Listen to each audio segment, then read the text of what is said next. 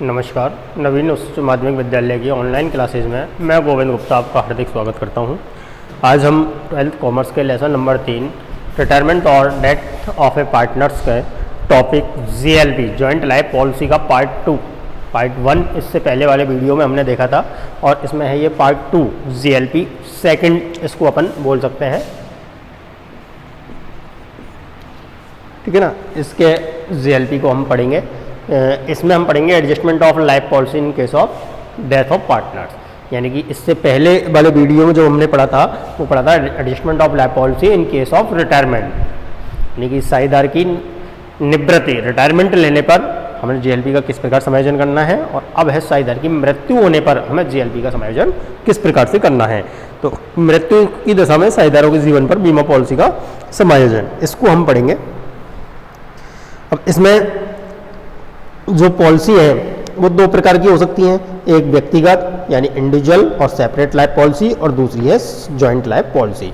अब व्यक्तिगत और इंडिविजुअल और सेपरेट लाइफ पॉलिसी होती है, मैंने आपको बताया था कि जितने भी साझेदार होते हैं उन साझेदारों के जीवन पर यदि पृथक पृथक पॉलिसी ले रखी है तो उसे हम व्यक्तिगत या इंडिविजुअल या सेपरेट लाइफ पॉलिसी कहते हैं, व्यक्तिगत अथवा पृथक जीवन बीमा पॉलिसी। और यदि सभी साझेदारों के जीवन पर एक ही पॉलिसी ले रखी है तो उसे हम जॉइंट लाइफ पॉलिसी, संयुक्त जीवन बीमा पॉलिसी कहते हैं। अब जब तो दोनों में डिफरेंस क्या हुआ मैंने आपको बताया। इसमें ये मान के आप इसको एक एग्जांपल से अपन समझें, जैसे ए, बी और सी, इन तीनों की पे 60,000, 60,000 और 60,000 तीनों की पे ये पॉलिसी ले रखी है, ये आपकी कहलाएगी individual policy.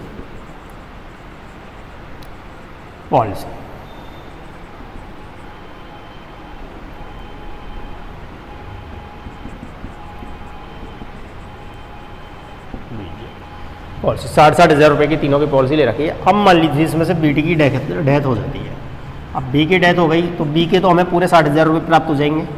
Received amount received कितना प्राप्त होगा? बी के तो पूरे 60,000 प्राप्त होंगे, क्योंकि जैसे जीवन बीमा पॉलिसी है, जीवन बीमा का मतलब क्या होता है कि जीवन का बीमा है, जब तक साझेदार जीवित है जब तक तो प्रीमियम चुकाता रहे, और जब उसकी मृत्यु हो जाएगी तो उसकी पॉलिसी हमें प्राप्त हो जाएगी। पॉलिसी का जो मैच्योरिटी अमाउंट है जो वो हमें प्राप्त हो जाएगा।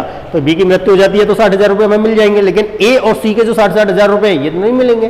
तो ऐसी स्थिति में क्या होता है, इनकी उस डेट को सरेंडर वैल्यू कैलकुलेट करनी पड़ती है। सरेंडर वैल्यू वो कंपनी का हिसाब होता है, तो आपको क्वेश्चन में मिलेगी, आपको कैलकुलेट नहीं करनी है, आपको क्वेश्चन में दी हुई होगी इसकी सरेंडर वैल्यू इतनी है, ठीक है। तो इनकी सरेंडर वैल्यू मान लीजिए इसकी है, इनकी दोनों की 5,000 रुपये सरेंडर वैल्यू हो जाती है। तो अब हमारे पास टोटल पैसा कितना आ गया? 70,000।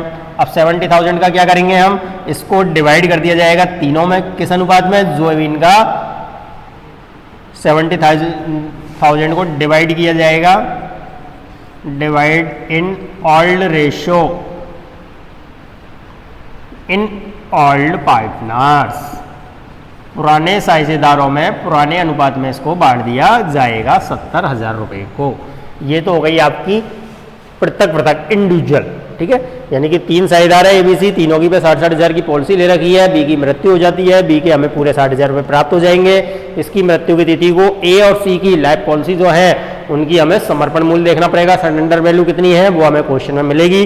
सरेंडर वैल्यू मान लीजिए अपन 5,000 है, तो इन दोनों के तीनों की जो टोटल है वो कितना बैठेगा आपका? 70,000। 5,000 रुपये इनकी सरेंडर वैल्यू और 60,000 आपकी बी की पॉलिसी, तो टोटल हो गया 70,000। 70,000 को हम ए बी सी तीनों में इनका जो ऑल्ड रेशो है पुराना अनुपात उसमें डिवाइड कर दिया जाएगा। क्या एंट्री क्या करेंगे अपन? Life policy account DR to A's capital, to B's capital और टू सीज कैपिटल, ये हम इसमें इसकी एंट्री कर देंगे।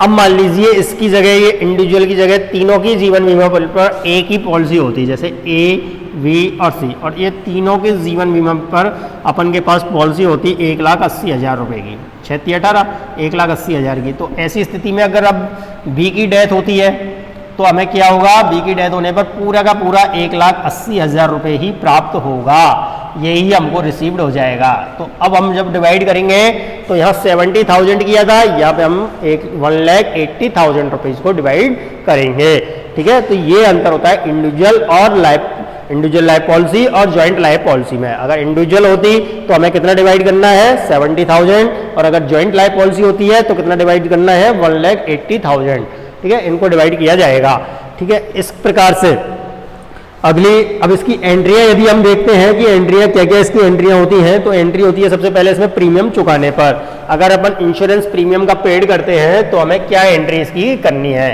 जैसे आप जो भी पॉलिसी आपने ले रखी है उस पॉलिसी का पैसा हमें चुकाना है, प्रीमियम हमें चुकाना है। अब प्रीमियम चुकाने के लिए आपको एंट्रियां करनी पड़ेगी, तो एंट्री करने के लिए क्या एंट्री होगी इसकी, तो प्रीमियम चुकाने की सिंपल सी एंट्री है कि एंट्री है इंश्योरेंस प्रीमियम अकाउंट डीआर।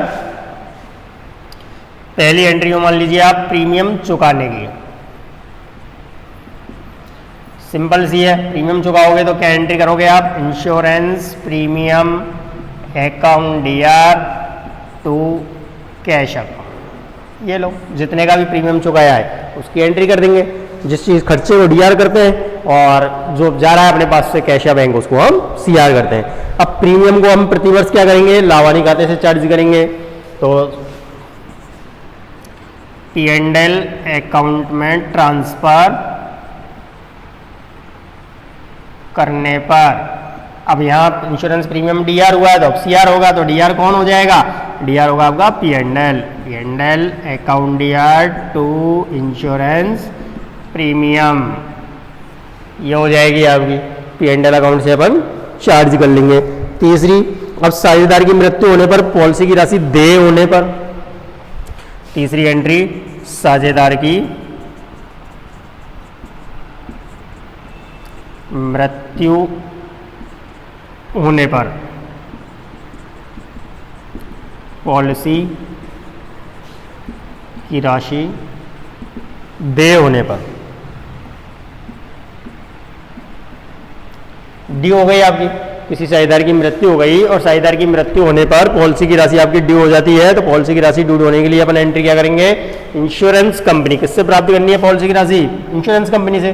तो एंट्री हो जाएगी आपकी insurance company account DR to life policy, insurance company account DR to life policy of deceased account. जैसे life policy of deceased account लिख दो इसको, डिकीज्ड अकाउंट, यानी जैसे बी की मृत्यु हो गई तो टू बीज लाइफ पॉलिसी, ऐसे लिखना होता है एक्चुअल में। ए की मृत्यु हो गई तो एज लाइफ पॉलिसी, बी की हो गई तो बीज लाइफ पॉलिसी, ठीक है। अब इसके बाद में पॉलिसी की राशि प्राप्त होने पर, अब पॉलिसी की राशि जब आपको प्राप्त हो जाएगी चौथे नंबर पर, फोर्थ एंट्री,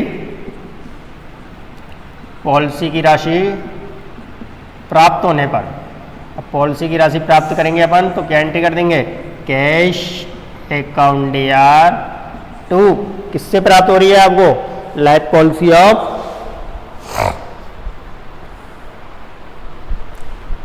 डिकीज पार्टनर्स अकाउंट से प्राप्त हो रही है ना, to B's policy to C's पे to life policy of deceased partners account, यानी कि वही होती है जो A's policy, B's policy, C's policy, ठीक है ना। अब इसके बाद में मृतक साझेदार की पॉलिसी की राशि और पॉलिसी समर्पण साझेदारों में बांटने पर, अब लास्ट एंट्री जो होगी आपकी पांचवी, वो क्या होगी आपकी, बांटने पर। अब बांटेंगे क्या अपन, बांटेंगे इसको लाइफ पॉलिसी और समर्पण मूल्य दोनों के अमाउंट को। तो यहाँ एंट्री करेंगे हम life policy account DR to old partners capital account, पुराने साझेदारों में पुराने अनुपात में डिवाइड कर दिए जाएगा। ये 5 प्रकार की इसमें एंट्री होती है। और अगर इसमें कोई वैकल्पिक विधि भी इसमें दे रखी है कि यदि जीवन बीमा पॉलिसी का प्रभाव यदि पुस्तकों में नहीं दिखाना है, वो एंट्री होगी अपनी remaining partners capital account DR to retiring partners capital account. तो रिमेनिंग पार्टनर्स को हमें डीआर करना है और जो डिकीज्ड पार्टनर्स है जिसकी डेथ हो गई है उसकी हिस्से की राशि से हमें सीआर करना है और उनको गेन रेशियो में डिवाइड करना है। अब इसको हम एक एग्जाम्पल नंबर 23 के माध्यम से ये पांचों एंट्रियों को हम दोबारा से समझ सकते हैं। तो मृत्यु की दशा में जीवन बीमा पॉलिसी का समायोजन दोबारा से समझ लें, पृथक पृथक पॉलिसी और जॉइंट लाइफ पॉलिसी है, पृथक पृथक पॉलिसी का समायोजन है, प्रीमियम चुकाएंगे, insurance premium account DR to cash, P&L में ट्रांसफर करने पर वर्ष के अंत में P&L account DR to insurance premium, साझेदार की मृत्यु होने या पॉलिसी की राशि देय होने पर insurance company account DR to life policy of डिकीज पार्टनर्स, और पॉलिसी की राशि प्राप्त होने पर cash account DR to life policy of डिकीज पार्टनर, और फिर बांटने पर life policy account DR to all partners capital account. ये 5 एंट्रियाँ इसके अंतर्गत होती हैं। अब हम इसको एग्जाम्पल नंबर 23 से समझेंगे। एग्जाम्पल नंबर 23 क्या कह रहा है ये अपन देख लेते हैं। एंट्रियाँ यहाँ से मिटानी पड़ेगी।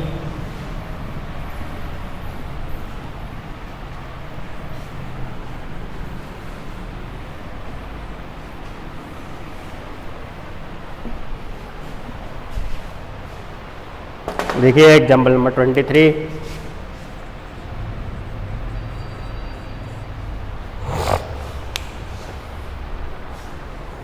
एबीसी एक फर्म है, 3 2 1 के अनुपात में लाभ बांटते हुए साझेदार हैं। ये अपन को इन्फॉर्मेशन दे रखी है ABC 3 2 1, that's old ratio. ABC 3 2 1 के अनुपात में लाभ बांटते हुए साझेदार हैं। 1 अप्रैल 2015 को फर्म ने सभी साझेदारों के नाम पर 3 जीवन बीमा पॉलिसियां 80,000,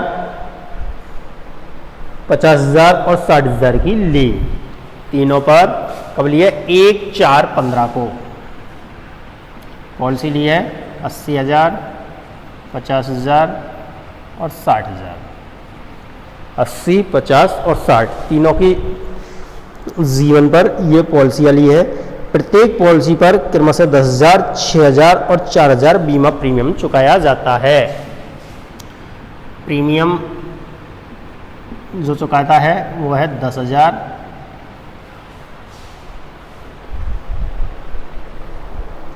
6,000 और 4,000। 6,000 और 4,000 ये इसमें प्रीमियम चुकाया जाता है। बीमा प्रीमियम को लाभ हानि खाते से चार्ज करना है। 1 जुलाई 2017 को एक ही मृत्यु हो जाती है, एक ही डेथ 1 जुलाई 2017 को, लेकिन इसमें इंग्लिश में शायद गलत दे रखा है, ए डाइड ऑन 1 जुलाई 2017, 2017 ही मर रहा है।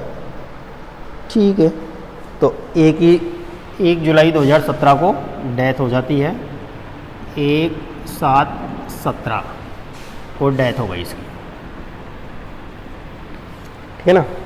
1 जुलाई 2017 को एक ही मृत्यु हो गई और उसकी बीमा पॉलिसी की पूरी राशि 3 जुलाई को प्राप्त हो गई, ठीक है। उस तिथि का व्यय और से की पॉलिसी का समर्पण मूल्य 16,000 और 8,000 रुपये था। अब इसमें सरेंडर वैल्यू इसका 16,000 और इसका 8,000 ये था। अब इसके बाद जिसे पुस्तकों में दिखाना है, फर्म की पुस्तकों में जनरल प्रेस्टीज चिट्ठे बीमा पॉलिसी बनाई है, ठीक है। अब इसमें अपन को एंट्रियां करनी है। अब एंट्री देखिए, अपन ने जो पॉलिसी ली है वो कब ली है? 1 अप्रैल 2015 को। तो अपन सबसे पहले अप्रैल 2015 के जो पॉलिसी लेंगे तो यहाँ अपन 2015 अप्रैल 1 इसमें अपन प्रीमियम चुकाएंगे अपन। तो एंट्री होएगी insurance premium account DR to cash account, और राशि कितनी आएगी? प्रीमियम का हम टोटल कर देंगे 10 + 6 + 4 बराबर 20,000 रुपये आप प्रीमियम चुका रहे हैं।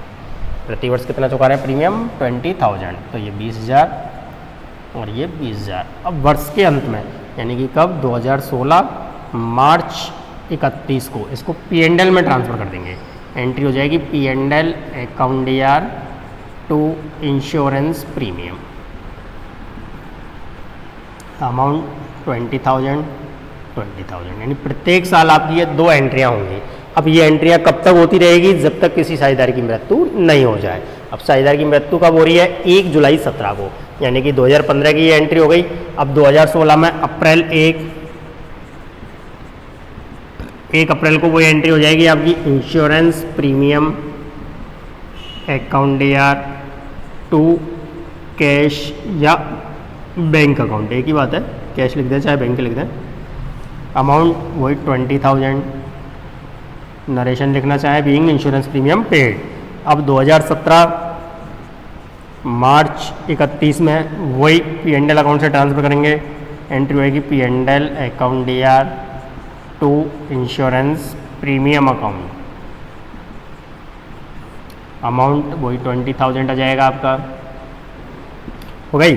अब 2017 अप्रैल 1 फिर एंट्री वही होएगी आपकी इंश्योरेंस प्रीमियम चुकाने की। Insurance premium account DR to cash, amount वही 20,000,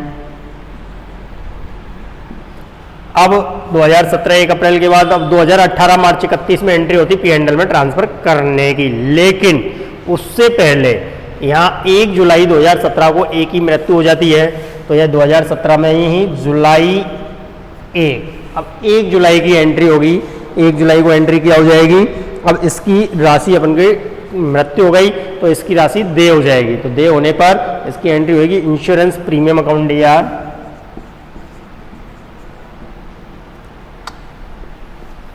insurance policy account DR।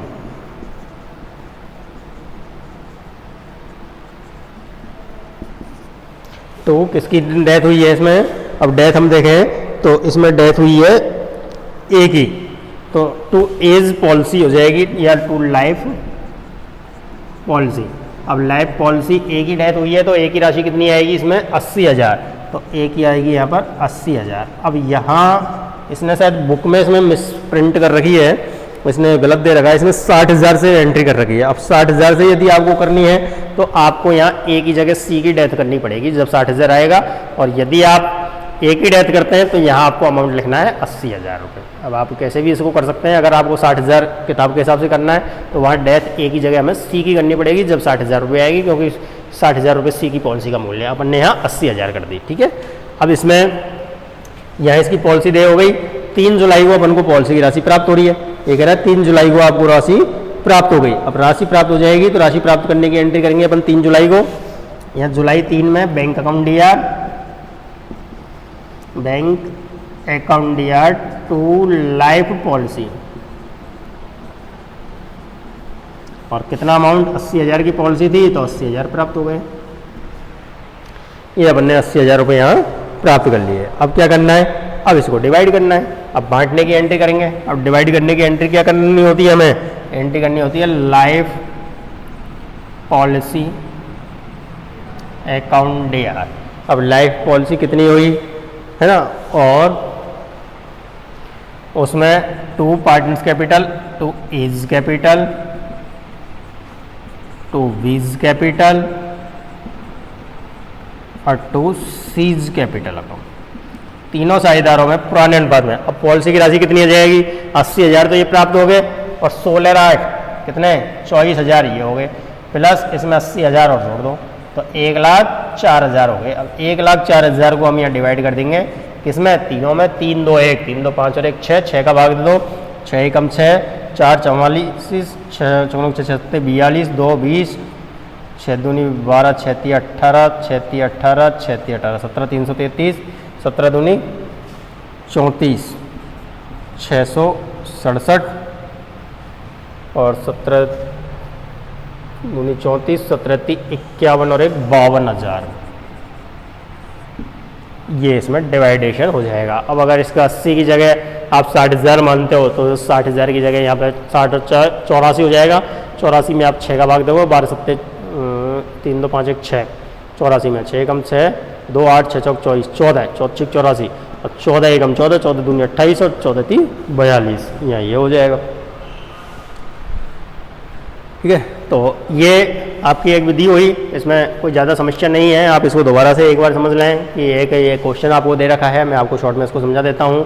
ABC 3 2 1 में लाभार्थी कोई साझेदार है, एक की डेथ हो जाती है 1 जुलाई 2017 को, 1 अप्रैल 2015 को उनकी पॉलिसी ले रखी है 80,000 50,000 60,000 की, और इस पर प्रीमियम जो है वो प्रीमियम 10,000 6,000 और 4,000 रुपये प्रीमियम चुकाया जाता है, टोटल 20,000 रुपये, सरेंडर वैल्यू 16,000 और 8,000 रुपये है। 1 7 17 को एक ही मृत्यु हो जाती है, उससे बीमा राशि से बीमा कंपनी से पैसा प्राप्त हो जाता है 3 जुलाई को, है ना। इसकी अपन को एंट्रियाँ करनी है। तो सबसे पहले जब इसकी पॉलिसी ले रखी है 1 अप्रैल 2015 को, आपसे जिस वर्ष के लिए एंट्री करा जाए उस वर्ष की भी कर सकते हैं, नहीं के रखा है तो जब से आपने पॉलिसी ली है तब से आपको एंट्री करनी होगी। अब पॉलिसी आपने ली 1 अप्रैल 2015 को, 1 अप्रैल 2015 से हम एंट्री करेंगे insurance premium account DR to cash 20,000 रुपये, P&L account DR to insurance premium, इसको P&L में ट्रांसफर कर देंगे 20,000 रुपये। प्रतिवर्ष ये 2 एंट्रियाँ होंगी, 2015-16 में, 2016-17 में दोनों एंट्रियाँ हो गई, प्रीमियम चुकाना और P&L में ट्रांसफर करना।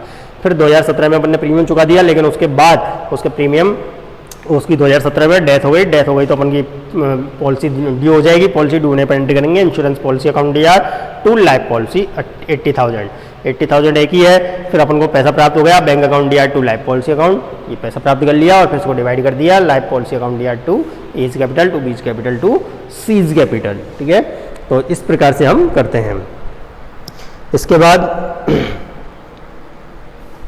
ये अपन ने समझाया एग्जाम्पल नंबर 23। अब इसके बाद आता है सभी साझेदारों के जीवन पर संयुक्त जीवन में पॉलिसी। अगर इसकी जगह अपन ने जीएलपी ले रखी होती तो भी एंट्रियां वही होती। प्रतिवर्ष प्रीमियम चुकाने पर वही insurance premium account DR to cash, premium को लाभार्थी खाते में ट्रांसफर करने पर P&L account DR to insurance premium वही एंट्री होगी। साझेदार की मृत्यु होने पर पॉलिसी की राशि दे होने पर वही प्रतिवर्ष प्रीमियम चुकाने पर वही एंट्री होगी insurance premium account DR to cash, है ना। फिर प्रीमियम को लाभार्थी खाते में अंतरित करने पर P&L account DR to insurance premium वही एंट्री होगी। तीसरी एंट्री है साझेदार की संयुक्त मृत्यु होने पर पॉलिसी की राशि दे होने पर। अब यहाँ जीएलपी आ जाएगा बस पॉलिसी में, मृत्यु होने पर पॉलिसी की राशि दे होने पर। जैसे अपन की यहाँ ये मृत्यु हो गई यहाँ 1 जुलाई को, तो insurance policy account DR to life policy, तो लाइफ पॉलिसी की जगह जीएलपी हो जाएगा। Insurance company account DR to GLP account हो जाएगा यहाँ। इसके बाद में पॉलिसी की राशि प्राप्त होने पर वही bank account DR to insurance company, bank account DR to insurance company हो जाएगा। इंश्योरेंस कंपनी से पैसे प्राप्त होगा। और जब राशि बांटने पर GLP account DR to all partners capital account, life policy account DR है तो उसकी जगह जीएलपी हो जाएगा to A's capital all partners capital account. तो ये की यही एंट्रियाँ इसकी होंगी, इसमें कोई चेंज नहीं आएगा। इसको भी आप चाहें तो एक एग्जाम्पल से इसको समझ सकते हैं। एग्जाम्पल नंबर आप ले लें 24 में मतलब कुछ भी चेंज नहीं है, केवल जीएलपी ही चेंज होगा। इसी में बुक में ही समझा दूँ आपको। एबीसी एक फर्म में 3-2-1 के अनुपात में लाभ बांटते हुए साझेदार हैं। इसकी शॉर्टेज मैं लिख देता हूँ आपको।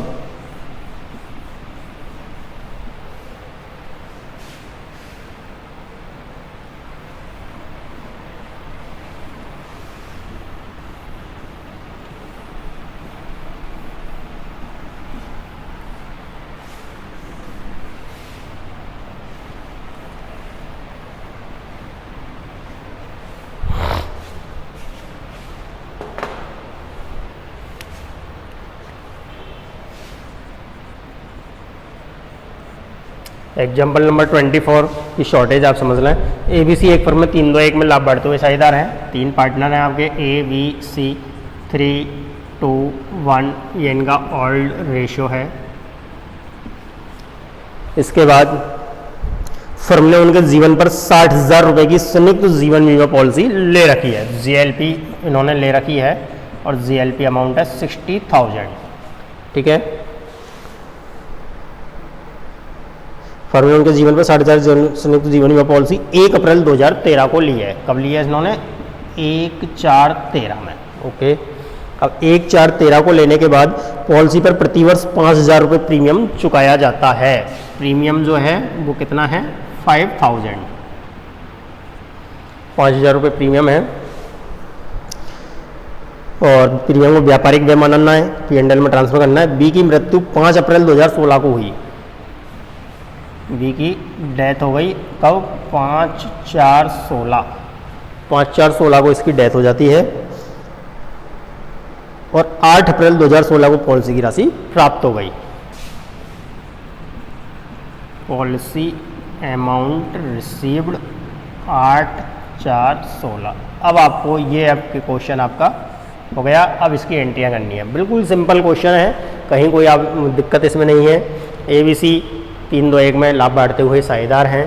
3:2-1 उनका पुराना अनुपात हो गया। उन्होंने तीनों के जीवन पर एक पॉलिसी ले रखी है 60,000 रुपये की, 1 अप्रैल 2013 को ली है, जिसका प्रीमियम वो 5,000 रुपये प्रतिवर्ष चुकाते हैं, ठीक है। 5 अप्रैल 2016 को बी की डेथ हो जाती है और बीमा कंपनी से हमें पॉलिसी की राशि 8 अप्रैल 2016 को प्राप्त हो जाती है। अब इसकी हमें एंट्रियाँ करनी है। अब एंट्री इसमें देखिए कब से है अपनी? 2013 से। तो 2013 से 2016 तक जब तक किसी की डेथ नहीं हो जाती है तब तक हमें 2 एंट्री करनी है। कौन कौन सी करनी है? अभी जैसे अपन ने 1 अप्रैल 2013 को लिया, यहाँ देखिए 2013 अप्रैल 1 एंट्री करेंगे अपन। क्या करेंगे? Insurance premium account DR to cash या बैंक से ही कर देते हैं, टू बैंक अकाउंट। कितनी पॉलिसी है? 5,000 रुपये प्रीमियम है, 5,000 रुपये हमने प्रीमियम चुका दिया। अब 2014 मार्च 31 में इसको P&L में ट्रांसफ़र कर देंगे। P&L account DR to insurance premium account 5,000। इसके बाद 2013-14 हो गया। अब 2014 में अप्रैल 1, जब तक किसी की डेथ नहीं होगी तब तक प्रतिवर्ष ये 2 एंट्रियाँ चलती रहेगी, ठीक है। तो अब इसमें एंट्री करेंगे हम insurance premium account DR to bank 5000 2015 मार्च 31 P&L account DR to insurance premium 5000। Death हो रही है 5 अप्रैल 2016 को, तो 2015 अप्रैल चल रहा है अभी, तो 2015 में अप्रैल 1 फिर किस्त चुका दो। Insurance premium account DR to bank 5000। फिर 2016 मार्च 31 P&L में ट्रांसफ़र कर दो। P&L account DR to insurance premium account, वही 5000। अब 2016 मार्च 31 ही हो गया। अब इसके बाद में हम देखें कि 2016 मार्च 31 में हमने P&L में ट्रांसफ़र कर दिया। अब 2017 अप्रैल 1, ओहो 2015 1 अप्रैल 2016 मार्च, वो तो 5 अप्रैल 2016 में ही मृत्यु हो गई। हाँ, तो 16 मार्च को है ना। अब 2016 1 अप्रैल में, अब 2016 अप्रैल 1 में एक एंट्री करेंगे हम प्रीमियम चुकाने की। Insurance premium account DR to bank account, यहाँ देखेंगे हम 5000। अब यहाँ पर इसकी डेथ हो जाती है। अब डेथ होने के बाद में, अब यहाँ डेथ कब हो गई इसमें 5 अप्रैल को, तो 5 अप्रैल को अपन की पॉलिसी की राशि दे हो गई। तो यहाँ अप्रैल 5 2016 अप्रैल 5 में हम एंट्री करेंगे। क्या एंट्री करेंगे यहाँ पर? Insurance company account DR to JLP account. यहाँ JLP आ जाएगा। अगर अलग अलग पॉलिसी होती तो यहाँ 20 पॉलिसी आता, लेकिन अब यहाँ आ जाएगा JLP। अमाउंट कितना है? अमाउंट है अपन का से 60,000, तो यहाँ 60,000 रुपीज़ से एंट्री हो जाएगी। इसके बाद अप्रैल 5 के बाद अमाउंट रिसीव्ड कब हो गया अपन को? 8 अप्रैल को, तो यहाँ 8 तारीख में एंट्री कर देंगे हम bank account DR to insurance company account. कितना? 60,000। ये अपन को राशि प्राप्त हो गई यहाँ 60,000 रुपये की। अब राशि प्राप्त होने के बाद में अब क्या करना है? अब इनको अपन डिवाइड करना है। अब डिवाइड करने के लिए अपन क्या करने पड़ेंगे? डिवाइड करने के लिए पैसा डिवाइड कर देंगे। तो एंट्री करेंगे हम JLP account DR to A's capital to B's capital and to C's capital, इनमें डिवाइड कर दिया जाएगा। अब JLP कितनी है अपनी? 60,000 की। अब 60,000 में से अपन ने प्रीमियम चुकाया 5,000। अब या तो इसको P&L में से ट्रांसफर करो, एक तरीका तो ये है कि आप 60,000 को P&L में ट्रांसफर करोगे बाद में 31 मार्च में, और दूसरा तरीका ये है कि आप यहाँ 60,000 में से 5,000 ये प्रीमियम के घटा के और अपन डिवाइड कितना कर दें? 55,000 को ही डिवाइड कर दो यहाँ पर तीनों में। अब तीनों में 55,000 को डिवाइड करेंगे, 3 2 5 और 1 6, 6 में का भाग इनमें 55,000 में देंगे, तो इसमें जो राशि आएगी वो आ जाएगी आपकी 27,500। इसका तो आधा आ गया, और इसमें 3 2 5 1 6 का भाग दे देंगे। 6 एकम 6, 9 6 54, 1 10, 6 एकम 6 4 40, चौकुनों 36, चौकुनों 36, 9,167, और ये आएगा 9 दूनी 18, तो 2 6 12 1 13 का 3 हासिल 1, 2 6 12 1 13 का 3 हासिल 1, 2 एकम 2 और 1 3, 9 दूनी 18, 333, 18 333, 9,167 और 55,000 रुपये को ये डिवाइड इसमें तीनों में कर दिया जाएगा। ठीक है, इस प्रकार से ये आपकी पहली विधि इसकी ये कंप्लीट होती है जब प्रीमियम को व्यापारिक व्यय माना जाए। अब इसके नेक्स्ट वीडियो में हम इसकी जो दूसरी और तीसरी विधि है बीमा प्रीमियम को विनियोग मान करके लिखा, और जब बीमा प्रीमियम को विनियोग माना जाए और संचय का निर्माण किया जाए, तो उनको हम इसके नेक्स्ट वीडियो में हम पढ़ेंगे। Thank you.